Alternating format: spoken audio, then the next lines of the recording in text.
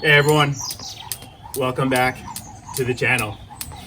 You might be wondering what I have around my waist. I'll get to that in just a moment.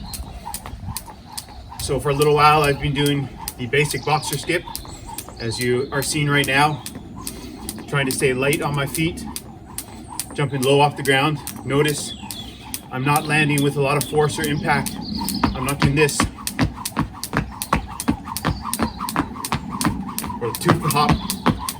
I'm landing nice and gently doing this boxer skip. Around my waist here, what I have is a 3-pound heavy rope. So I made a video on this particular rope by this company here quite some time ago. One reason I like a heavy rope like this is because, as you saw there, I had it tied around my waist.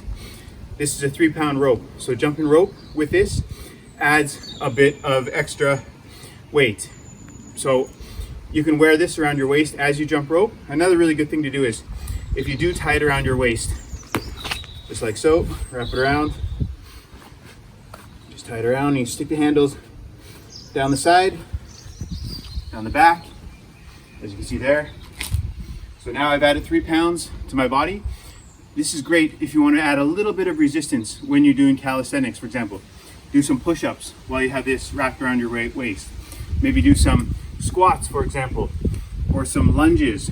Do some pull-ups, chin-ups, pull-ups wearing this. It adds a little bit of resistance. And then of course, you can also jump rope with it.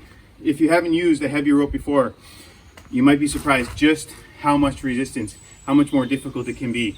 Not only for the spinning motion, but even on your grip. So if you're new to a heavy rope, you could simply begin by doing some side swings like so. I have my right arm going over my left. You can practice like that. You can do it while moving forwards and backwards, adding an element of complexity, an element of difficulty. And of course you can practice with your left arm over your right. Simply doing this can be quite difficult if you've never used a heavy rope before. Or you could do a combination of the side swing, right over left, left over right. And notice I'm not even going fast here. So simply doing this can be a challenging workout in and of itself. And then of course, you could also do hops. If you try using a heavy rope like this, a 3-pound rope for the first time, you might be surprised how hard it is even to do just 10 hops with it. One problem with a heavy rope is, because of the fact that they are typically thicker, especially a battle rope, heavy rope style like this, it means that you're going to have to jump slightly higher off the ground.